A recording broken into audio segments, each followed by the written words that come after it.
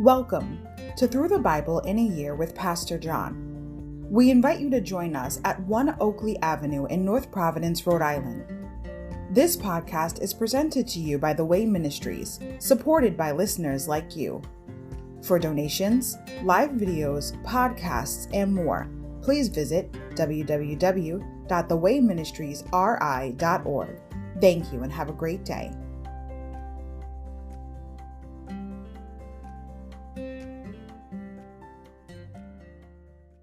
Hi everybody, welcome to Through the Bible in a Year with Pastor John. Glad you could join me today to get a portion of God's Word. Today we're going to begin with day 63, March 3rd, Joshua chapters 9 to 12. Moving south and north. Overview. Divide and conquer is a classic strategy for military conquest, and Joshua uses it to perfection. With Jericho and Ai defeated, he has accomplished phase 1, dividing the land in half, thereby isolating the northern and southern confederacies. Next, he begins a mopping up operation in the south and then in the north, but the thrill of victory is tempered by the knowledge of what should have been. The Gibeonites, hearing the fate of Jericho and Ai, tricked Joshua into signing a pact of protection, causing the Israelites to defend rather than defeat one of their enemies. Chapter 9. Craftiness of Gibeon. Chapter 10. Conquest of 5 kings. Southern campaign. Chapter 11. Conquest of the north. Chapter 12. Counting up the score. Northern campaign. Insight. An almighty ally. Joshua chapter 10, 12 to 14. The Israelites' victory over the Amorites was made possible by God's miraculous extension of the day so that the battle could continue. Chapter 10, verses 12 to 14. The Creator of the universe is powerful enough to intervene and change the natural course of things as He sees fit. Insight. A different outcome. Numbers 13:32. Earlier, the scouts described Canaan as a land that will devour anyone who goes to live there. Numbers 13:32. Yet during his 7-year conquest, Joshua and his army destroyed 31 kings and most of the Canaanites. Joshua chapter 9. The Gibeonites deceive Israel. Now all the kings west of the Jordan River heard about what had happened. These were the kings of the Hittites, Amorites, Canaanites, Perizzites, Hivites, and Jebusites who lived in the hill country, in the western foothills, and along the coast of the Mediterranean Sea, as far north as the Lebanon mountains. These kings combined their armies to fight as one against Joshua and the Israelites. But when the people of Gibeon heard what Joshua had done to Jericho and Ai, they resorted to deception to save themselves. They sent ambassadors to Joshua, loading their donkeys with weathered saddlebags and old patched wineskins. They put on worn-out patched sandals and ragged clothes, and the bread they took with them was dry and moldy. When they arrived at the camp of Israel at Gilgal, they told Joshua and the men of Israel, "We have come from a distant land to ask you to make a peace treaty with us." The Israelites replied to these Hivites, "How do we know you don't live nearby? For if you do, we cannot make a treaty with you." They replied, "We are your servants." "But who are you?" Joshua demanded. "Where do you come from?" They answered, "Your servants have come from a very distant country. We have heard of the might of the Lord your God and all He did in Egypt. We have also heard what He did to the 2 Amorite kings east of the Jordan River, King Sihon of Heshbon and King Og of Bashan, who lived in Ashtaroth. So our elders and all our people instructed us, take supplies for a long journey, go meet with the people of Israel and tell them, 'We are your servants. Please make a treaty with us.' This bread was hot from the ovens when we left our homes, but now as you can see it is dry and moldy. These wineskins were new when we filled them, but now they are old and split open, and our clothing and sandals are worn out from our very long journey." So the Israelites examined their food, but they did not consult the Lord. Then Joshua made a peace treaty with them and guaranteed their safety, and the leaders of the community ratified their agreement with a binding oath. 3 days after making the treaty, they learned that these people actually lived nearby. The Israelites set out at once to investigate and reached their towns in 3 days. The names of these towns were Gibeon, Kephirah, Beeroth, and Kiriath Jearim. But the Israelites did not attack the towns, for the Israelite leaders had made a vow to them in the name of the Lord, the God of Israel. The people of Israel grumbled against their leaders because of the treaty. But the leaders replied, "Since we have sworn an oath in the presence of the Lord, the God of Israel, we cannot touch them. This is what we must do. We must let them live, for divine anger would come upon us if we broke our oath. Let them live." So they made them woodcutters and water carriers for the entire community, as the Israelite leaders directed. Joshua called together the Gibeonites and said, "Why did you lie to us? Why did you say that you live in a distant land when you live right here among us? May you be cursed. From now on you will always be servants who cut wood and carry water for the house of my God." They replied, "We did it because we, your servants, were clearly told that the Lord your God commanded his servant Moses to give you this entire land and to destroy all the people living in it. So we feared greatly for our lives because of you. That is why we have done this. Now we are at your mercy. Do to us whatever you think is right." So Joshua did not allow the people of Israel to kill them. But that day he made the Gibeonites the woodcutters and water carriers for the community of Israel and for the altar of the Lord, wherever the Lord would choose to build it. And that is what they do to this day. Joshua chapter 10. Israel defeats the southern armies. Adoni-Zedek, king of Jerusalem, heard that Joshua had captured and completely destroyed Ai and killed its king, just as he had destroyed the town of Jericho and killed its king. He also learned that the Gibeonites had made peace with Israel and were now their allies. He and his people became very afraid when they heard all this, because Gibeon was a large town, as large as the royal cities larger than Ai, and the Gibeonite men were strong warriors. King Adoni-Zedek of Jerusalem sent messengers to several other kings, Hoham of Hebron, Param of Jarmuth, Japha of Lachish, and Deber of Eglon. "Come and help me destroy Gibeon," he urged them, "for they have made peace with Joshua and the people of Israel." So these 5 Amorite kings combined their armies for a united attack. They moved all their troops into place and attacked Gibeon. The men of Gibeon quickly sent messengers to Joshua at his camp in Gilgal. "Don't abandon your servants now," they pleaded. "Come at once. Save us. Help us. For all the Amorite kings who live in the hill country have joined forces to attack us." So Joshua and his entire army, including his best warriors, left Gilgal and set out for Gibeon. "Do not be afraid of them," the Lord said to Joshua, "for I have given you victory over them. Not a single one of them will be able to stand up to you."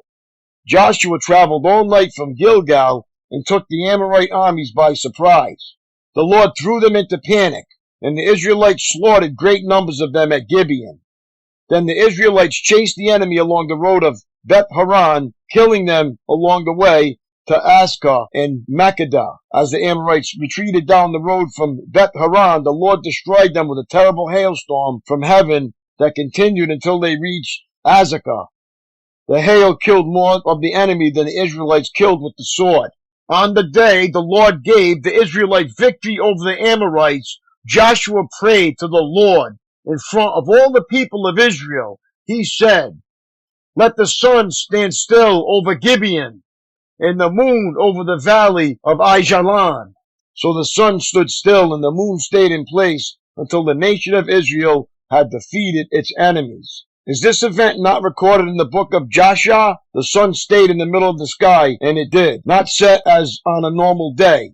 There has never been a day like this before or since when the Lord answered such a prayer. Surely the Lord fought for Israel that day.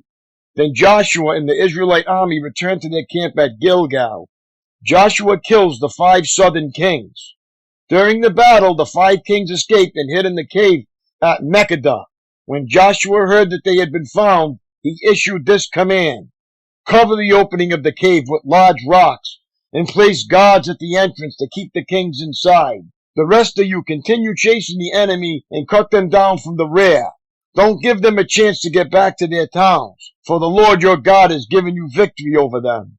So Joshua and the Israelite army continued to slaughter and completely crushed the enemy. They totally wiped out the 5 armies except for a tiny remnant that managed to reach their fortified towns. Then the Israelites returned safely to Joshua in the camp at Makkedah. After that, no one dared to speak even a word against Israel. Then Joshua said, "Remove the rocks covering the opening of the cave, and bring the 5 kings to me." So they brought the 5 kings out of the cave, the kings of Jerusalem, Hebron, and Jarmuth, Lachish, and Eglon. When they brought them out, Joshua told the commanders of his army, "Come and put your feet on the kings' necks." And they did as they were told. "Don't ever be afraid or discouraged," Joshua told his men. "Be strong and courageous, for the Lord is going to do this to all of your enemies." Then Joshua killed each of the 5 kings and impaled them on 5 sharpened poles, where they hung until evening. As the sun was going down, Joshua gave instructions for the bodies of the kings to be taken down from the poles and thrown into the cave where they had been hiding. Then they covered the opening of the cave with a pile of large rocks, which remains to this very day. Israel destroys the southern towns. That same day, Joshua captured and destroyed the town of Makkedah. He killed everyone in it, including the king, leaving no survivors. He destroyed them all, and he killed the king of Makkedah as he had killed the king of Jericho. Then Joshua and the Israelites went to Libnah and attacked it. There too the Lord gave them the town and its king. He killed everyone in it, leaving no survivors. Then Joshua killed the king of Libnah as he had killed the king of Jericho. From Libnah, Joshua and the Israelites went to Lachish and attacked it. Here again the Lord gave them Lachish. Joshua took it on the 2nd day and killed everyone in it, just as he had done in Libnah. During the attack on Lachish, King Horam of Gezer arrived with his army to help defend the town, but Joshua's men killed him and his army, leaving no survivors. Then Joshua and the Israelite army went to Eglon and attacked it. They captured it that day and killed everyone in it. He completely destroyed everyone, just as he had done at Lachish. From Eglon, Joshua and the Israelite army went up to Hebron and attacked it. They captured the town and killed everyone in it, including its king, leaving no survivors. They did the same thing to all of its surrounding villages. And just as he had done at Eglon, he completely destroyed the entire population. Then Joshua and the Israelites turned back and attacked Debir. He captured the town, its king, and all the surrounding villages. He completely destroyed everyone in it, leaving no survivors. He did to Debir and its king just what he had done to Hebron and Libnah and its king. So Joshua conquered the whole region, the kings and people of the hill country, the Negev, the western foothills, and the mountain slopes. He completely destroyed everyone in the land, leaving no survivors, just as the Lord, the God of Israel, had commanded. Joshua slaughtered them from Kadesh Barnea to Gaza, and from the region around the town of Goshen up to Gibeon. Joshua conquered all these kings in their land in a single campaign, for the Lord, the God of Israel, was fighting for his people. Then Joshua and the Israelite army returned to their camp at Gilgal. Joshua chapter 11. Israel defeats the northern armies. When King Jabin of Hazor heard what had happened, he sent messages to the following kings: King Jobab of Madon, the king of Shimron, the king of Aksaph, all the kings of the northern hill country, the kings in the Jordan Valley south of Galilee, the kings in the Galilean foothills, the kings of Naphor, Dor on the west, the kings of Canaan, both east and west, the kings of the Amorites, the Hittites, the Perizzites, the Jebusites in the hill country, and the Hivites in the towns on the slopes of Mount Hermon and the land of Mizpah. All these kings came out to fight. Their combined armies formed a vast horde, and with all their horses and chariots, they covered the landscape like the sand on the seashore. The kings joined forces and established their camp around the water near Merom to fight against Israel. Then the Lord said to Joshua, "Do not be afraid of them. By this time tomorrow I will hand all of them over to Israel as dead men. Then you must cripple their horses and burn their chariots." So Joshua and all his fighting men traveled to the water near Merom and attacked suddenly, and the Lord gave them victory over their enemies. The Israelites chased them as far as Greater Sidon and Mesropha-Maim, and eastward into the valley of Mizpah, until not one enemy warrior was left alive. Then Joshua crippled the horses and burned all the chariots as the Lord had instructed.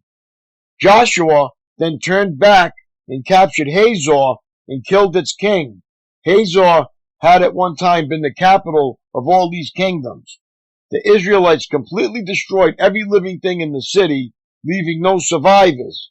Not a single person was spared. And then Joshua burned the city. Joshua slaughtered all the other kings and their people, completely destroying them, just as Moses, the servant of the Lord, had commanded. But the Israelites did not burn any of the towns built on mounds except Hazor, which Joshua burned. And the Israelites took all the plunder and livestock of the ravaged towns for themselves. But they killed all the people, leaving no survivors. As the Lord had commanded his servant Moses, so Moses commanded Joshua. And Joshua did as he was told, carefully obeying all the commands that the Lord had given to Moses. So Joshua conquered the entire region, the hill country, the entire Negev, the whole area around the town of Goshen, the western foothills, the Jordan Valley, the mountains of Israel, and the Galilean foothills. The Israelite territory now extended all the way from Mount Halak, which leads up to Seir in the south, as far north as Baal Gad, at the foot of Mount Hermon, in the valley of Lebanon. Joshua killed all the kings of those territories, waging war for a long time to accomplish this. No one in this region made peace with the Israelites except the Hivites of Gibeon. All the others were defeated, for the Lord hardened their hearts and caused them to fight the Israelites. So they were completely destroyed without mercy, as the Lord had commanded Moses. During this period, Joshua destroyed all the descendants of Anak who lived in the hill country of Hebron, Debir, Anab, and the entire hill country of Judah and Israel. He killed them all and completely destroyed their towns. None of the descendants of Anak were left in all the land of Israel, though some still remained in Gaza, Gath, and Ashdod. So Joshua took control of the entire land, just as the Lord had instructed Moses. He gave it to the people of Israel as their special possession, dividing the land among the tribes, so the land finally had rest from war. Joshua chapter 12. Kings defeated east of the Jordan. These are the kings east of the Jordan River who had been killed by the Israelites and whose land was taken. Their territory extended from Arnon Gorge to Mount Hermon and included all the land east of the Jordan Valley. King Sihon of the Amorites, who lived in Heshbon, was defeated. His kingdom included Ararar on the edge of the Arnon Gorge and extended from the middle of the Arnon Gorge to the Jabbok River, which serves as a border for the Ammonites. This territory included the southern half of the territory of Gilead. Sihon also controlled the Jordan Valley and regions to the east, from as far north as the Sea of Galilee to as far south as the Dead Sea, including the road to Beth Jeshimoth, and southward to the slopes of Pisgah. King Og of Bashan, the last of the Rephaites, lived in Ashtaroth and Edrei. He ruled a territory stretching from Mount Hermon to Selka in the north, and to all of Bashan in the east, and westward to the borders of the kingdoms of Geshur and Maacah. This territory included the northern half of Gilead as far as the boundary of King Sihon of Heshbon. Moses, the servant of the Lord, and the Israelites had destroyed the people of King Sihon and King Og, and Moses gave their land as a possession to the tribes of Reuben, Gad, and the half-tribe of Manasseh. Kings defeated west of the Jordan. The following is a list of the kings that Joshua and the Israelite armies defeated on the west side of the Jordan, from Baal Gad in the valley of Lebanon to Mount Halak, which leads up to Seir.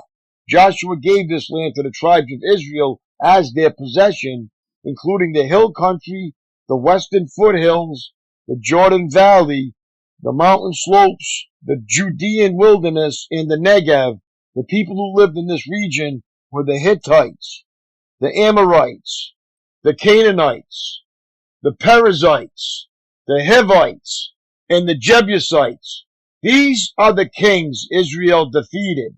The king of Jericho, the king of Ai near Bethel, the king of Jerusalem, the king of Hebron, the king of Jarmuth, the king of Lachish, the king of Eglon, the king of Giza, the king of Debir, the king of Geda, the king of Hormah, the king of Arad, the king of Libnah, the king of Adullam, the king of Makkedah, the king of Bethel, the king of Tappuah, the king of Hepher, the king of Aphek, the king of Lasharon, the king of Madon, the king of Hazor, the king of Shimron Meron, the king of Akasaph, the king of Tanakh, the king of Megiddo, the king of Kadesh, the king of Joitnam in Carmel, the king of Dor in the town of Nephoth Dor, the king of Goyim in Gilgal,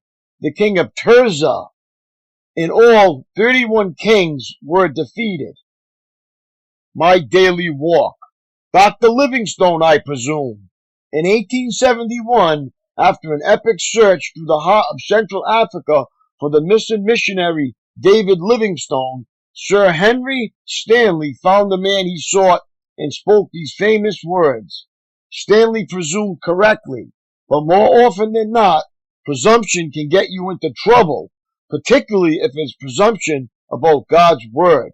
Yesterday, you read about Achan, a man who presumed that he could take a few trinkets from the crumbling ruins of Jericho and paid for it with his life.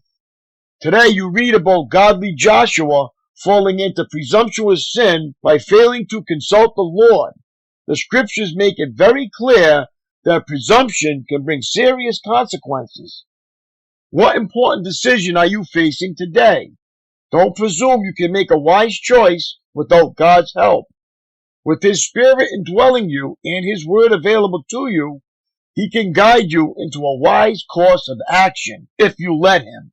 Understanding can wait, obedience can't. That's all for today, my friends. It was great reading along with you. Have a great day. God bless, and I will see you tomorrow, Lord willing. Peace.